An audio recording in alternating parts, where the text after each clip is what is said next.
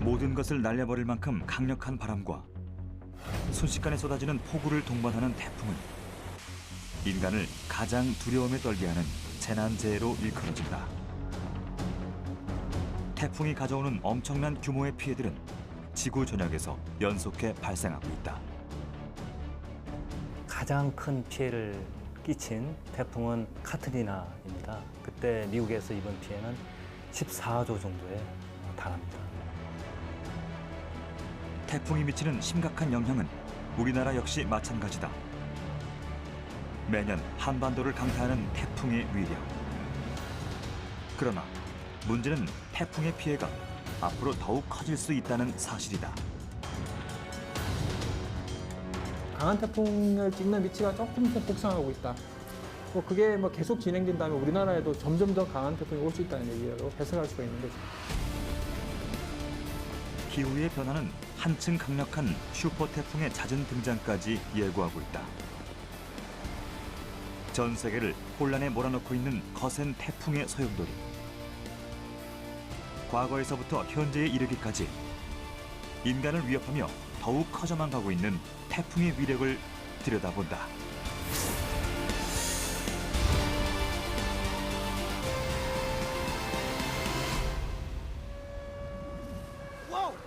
영화의 소재로 자주 등장하는 자연재해. 그 중에서도 높은 비율을 차지하는 것은 인간의 공포심을 극대화하는 태풍이다. 영화 속 태풍의 강력함 앞에서 건물들은 순식간에 폐허가 돼버리고 사람들은 손쓸 틈도 없이 목숨을 잃고 난다. 그러나 더욱 무서운 것은 영화 속 태풍의 모습이 실제와 다를 바 없다는 사실이다. 2005년 8월은 미국에 있어 악몽과도 같았던 시간이었다. 초대형 허리케인 카트리나가 미국 남부 지역을 강타했기 때문이다. 최대 풍속 75m/s의 강풍과 폭우를 동반한 카트리나로 인해 뉴올리언스주의 80%가 침수됐고 희생된 피해자들은 헤아리기 힘들 정도였다. 산업시설의 마비는 미국의 경제 침체를 낳았고 이는 세계 경제에도 영향을 미쳤다. 피해액의 규모는 약 14조 원에 달했다.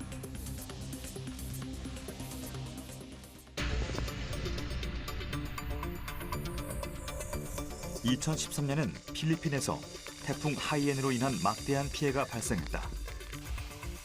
하이엔의 특징은 최대 풍속이 87m/s에 이를 정도로 강력했다는 점이었다. 하이엔의 강력한 바람에 사상자는 무려 7,800여 명을 넘어섰다. 이처럼 세계 전역에 막대한 영향을 끼치고 있는 열대성 저기압 태풍. 최대 풍속 17m/s 이상의 바람과 함께 강한 폭우까지 동반하는 태풍은 어떤 이유로 발생하는 것일까? 지구라는 큰 시스템의 어떤 에어컨 같은 역할을 하는 게 태풍이라고 할 수 있는데요. 그래서 과잉된 에너지를 고緯도 쪽으로 이동시키면서 에너지를 평형화시키는 그런 역할을 하는 게 태풍이다. 이 태풍이 없다면은 열대 해역은 더 더워질 거고, 그건 또 고緯도 해역은 또 더 추워지고, 그런 것들을 에너지를 분배시키는 역할을 하는 게 태풍입니다.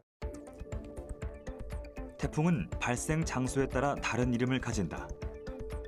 북서태평양에서 발생하면 태풍이라 불리지만 북대서양과 카리브해 등에서 발생하면 허리케인, 인도양, 벵골만 등에서 발생하면 사이클론, 호주 북은 남태평양에서 발생하는 것은 윌리윌리라고 부른다.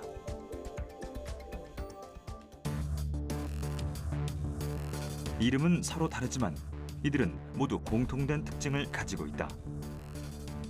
주로 해수면 온도가 27도씨 이상인 열대 해역에서 발생하며 진행 방향과 속도가 유동적이다. 북반구에선 반시계 방향으로 회전하면서 북상하기 때문에 진행 방향의 오른쪽이 비바람이 센 위험 반경으로 불린다. 발생부터 소멸까지는 보통 일주일에서 열흘 정도의 기간이 소요된다. 중심에는 구름이 없고 맑으며 바람이 약한 태풍의 눈을 가진다는 것도 특징이다. 이 태풍의 눈 바깥 주변에서 바람이 가장 강하게 분다. 강력한 바람을 동반하기 때문에 일반적으로 최대 풍속이 얼마나 강한지에 따라 태풍을 분류한다. 같은 강도라도 그 태풍의 그 크기가 다른 게 있기 때문에 예를 들면 소형 태풍이냐 중형 태풍이냐 대형이냐 초대형 이런 이제 태풍의 어떤 큰 크기 이제 크기라는 건 어떤 풍속이 미치는 범위가 어느 정도 크냐 그거에 따라서 또 이렇게 분류가 됩니다. 정난운에서 이게 이제 태풍으로 가기 위한 이제 처음 시작점인데 요게 이제 회전을 더 받아서 점점점 이제 바람이 세지기 시작하면 트로피컬 스톰이라는 열대 폭풍으로 이제 바뀌게 되고 이러한 열대 폭풍이 점점 더 발달하면 시비어 트로피컬 스톰에서 강한 열대 폭풍이 되고 그 다음에 더 강해졌을 때 우리가 얘기하는 태풍이라는 그런 어떤 카테고리로 들어가게 됩니다. 그런데 최근 자주 접하게 되는 슈퍼 태풍이란 단어가 있다. 60여 년 만에 가장 강력한 태풍이라 불리며 대만 일대를 강타한 네파탈. 자동차가 종잇장처럼 날아갈 정도로 거센 바람을 몰고 왔던 네파탈에도 슈퍼 태풍이라는 수식어가 붙었다. 슈퍼 태풍은 이처럼 중심 부근 최대 풍속이 67m/s 이상인 태풍을 일컫는다. 카트리나부터 하이엔, 네파탁에 이르기까지 이와 같은 슈퍼 태풍의 잦은 등장은 태풍의 강도가 점점 거세지고 있음을 의미한다.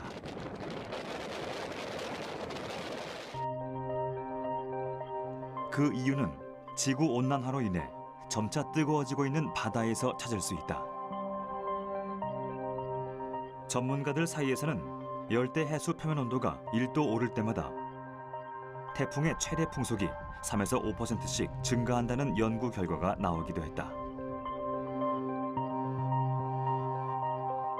지구 온난화에 의해서 어떤 그 전체적으로 열대 해양의 온도 분포가 높아지고 좀 더 북쪽에 있는 열대 해양의 온도가 태풍이 발생할 수 있는 충분한 온도까지도 높아질 수 있기 때문에 태풍의 그 발생 구역이 조금씩 북상하고 있습니다. 실제로 지난 10년간 태풍의 발생 위치는 서쪽과 북쪽으로 확대되는 경향을 보여왔다. 태풍의 발생 구역이 북상한다는 것은 곧 앞으로 우리나라에도 더욱 강력한 슈퍼 태풍이 올 수 있다는 것이다. 사실 우리나라 역시 미국이나 필리핀처럼 태풍으로부터 자유로운 국가는 아니었다.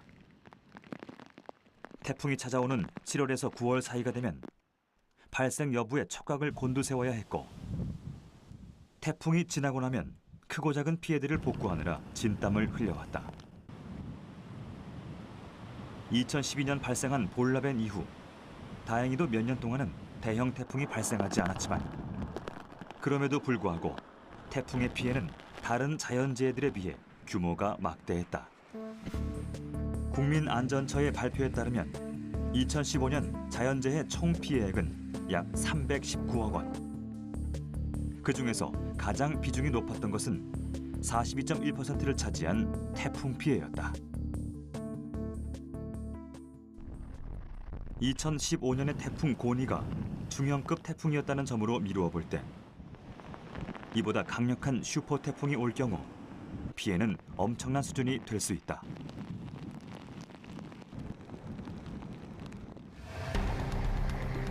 이는 역대 가장 강력한 태풍으로 일컫는 루사와 매미의 경우로도 미루어 짐작할 수 있다. 2002년 8월 30일 북상해 9월 1일 우리나라를 빠져나간 루사. 고작 3일 동안이었지만 루사의 흔적은 처참했다. 해일에 방파제들이 수없이 무너졌고 곳곳에서 하천이 넘쳐 흘렀다. 강원도 강릉 지역에서는 하루 만에 870.5mm나 되는 비가 쏟아졌다. 물폭탄이란 말이 걸맞는 기록적인 폭우에 강릉 일대는 순식간에 초토화되었다. 루사로 인해 실종되거나 숨진 사람은 246명. 재산 피해는 약 5조 원에 달했다.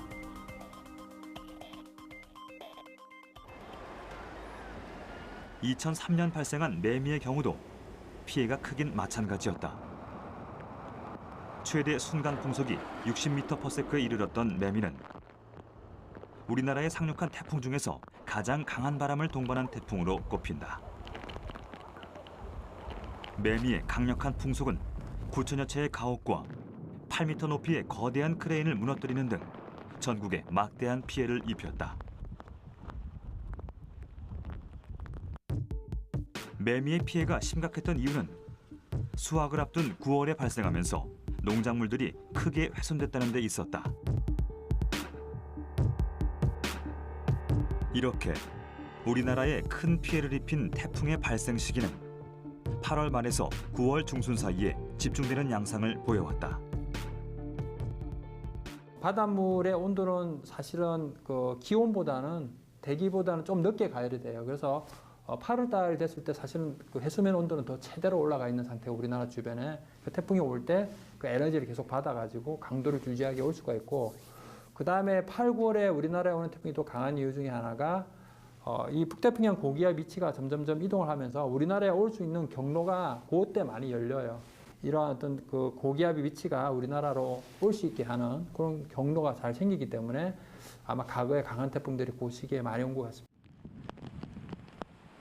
그렇다면 이러한 태풍의 피해를 줄이기 위한 최선책은 무엇일까? 가장 중요한 것은 정확한 관측이다. 태풍의 움직임을 제대로 알아야만 피해를 최소화할 수 있는 예보 역시 효과적으로 이뤄질 수 있기 때문이다. 북서태평양 지역의 경우 일본 도쿄에 있는 지역 특별 기상센터에서 태풍의 발생과 이동, 성장을 감시하고 이러한 정보들을 다른 태풍 관련 기관에 전송하는 역할을 담당한다.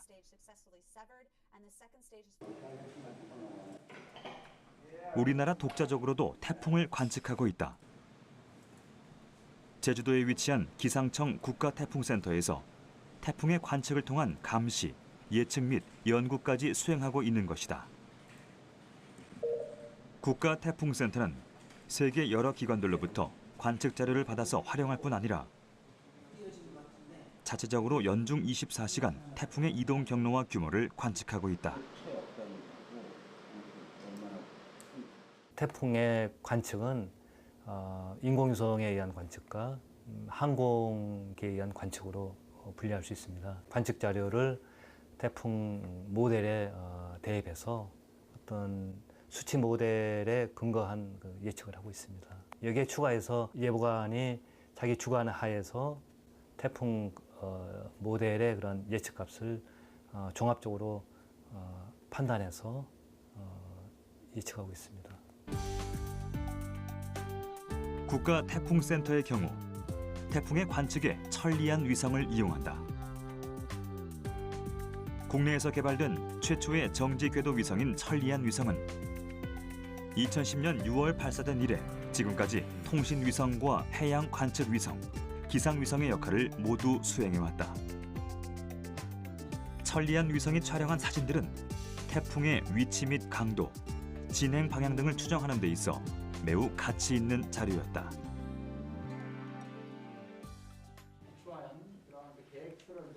그러나 여기에 그치지 않고 2018년엔 천리안 후속 위성도 발사될 예정이다. 후속 위성에는 어떤 준비들이 필요한지 현재 다방면의 전문가들이 모여 연구를 진행 중에 있다. 천리안 위성보다 더욱 발전된 기술이 탑재될 후속 위성은 앞으로 태풍의 예측에 보다 효과적인 역할을 수행할 것으로 기대된다.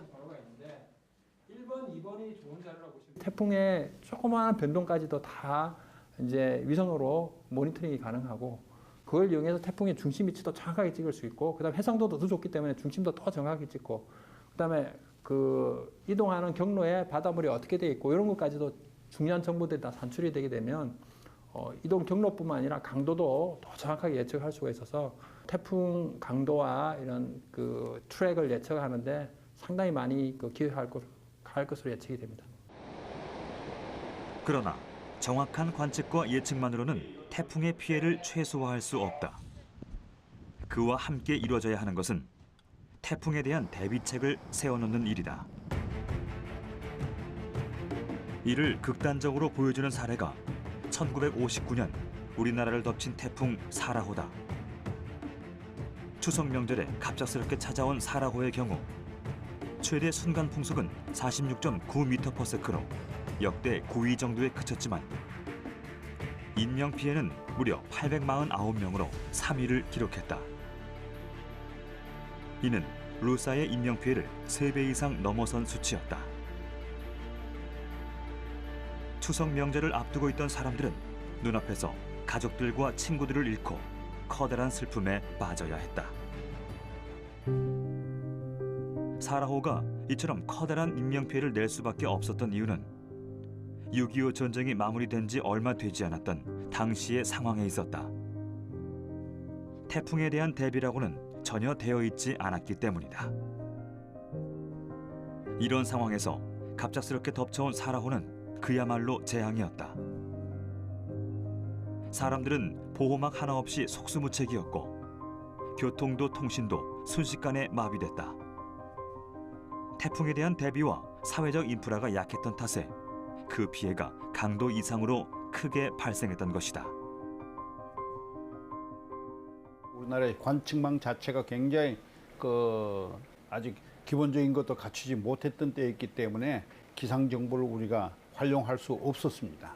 뭐 그런 상황이고, 또 활용할 수 있었다고 하더라도 모든 시설이 사람들과 시설물을 보호할 수 있는 그런 상황이 아니었던 그런 시절이었습니다.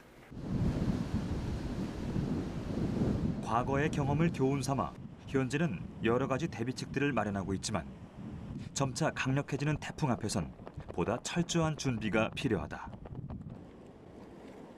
그렇다면 우리가 중점적으로 대처할 부분은 태풍의 3대 피해 요소인 강풍과 호우, 해수면 상승일 것이다. 강풍은 가장 주의해야 할 피해 요소다. 보통 초속 15m의 바람이 불면 건물의 간판이 떨어지고 초속 25m에는 지붕이 뜯겨 날아간다. 초속 40m의 강풍은 사람은 물론 커다란 바위까지 날려버릴 수 있는 위력. 따라서 태풍 발생 시 강풍에 의한 사고는 필연적일 수밖에 없다.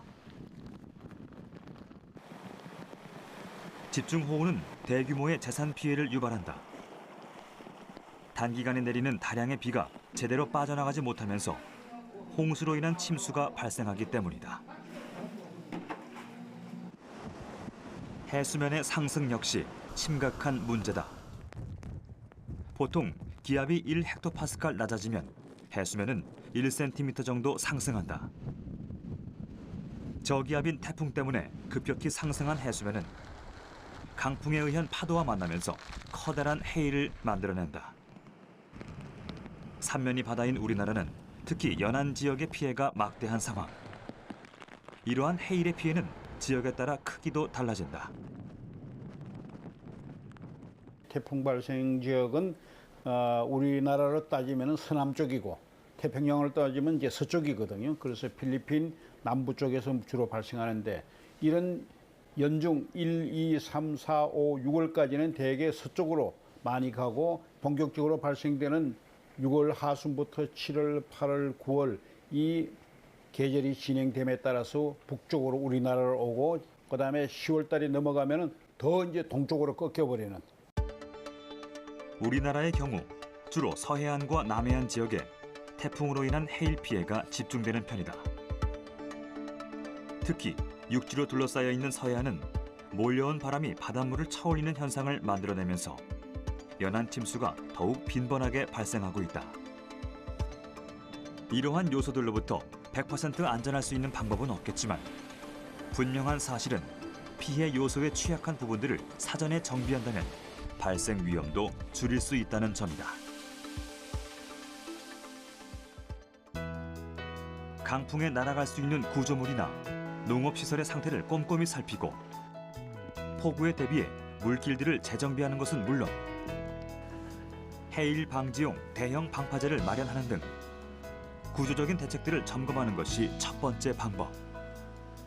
예보에 상시 귀를 기울이고 발생 시 행동 요령들을 미리 숙지하면서 위험에 준비된 자세를 가지는 것이 두 번째 방법일 것이다. 사전 예방하는데 필요해서 들어가는 재정하고, 그다음에 만약 일 대비 안 했을 때 발생하는 손해하고 비교해 보면은 10배 이상의 차이가 납니다. 그렇기 때문에 이것은 투자입니다. 재정적으로 보면 1억을 투자했으면은 10억 이상의 손해를 막아주는 그런 효과가 있다고 하는 것을 반드시 인지하고 이런 것에 조금 부족함이 없었으면 좋겠습니다.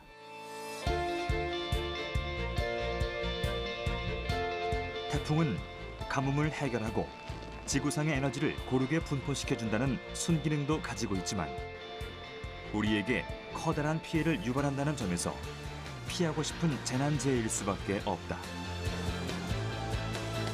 태풍에 대한 철저한 대비만이 그 피해를 최소화할 수 있는 최선의 방법일 것이다.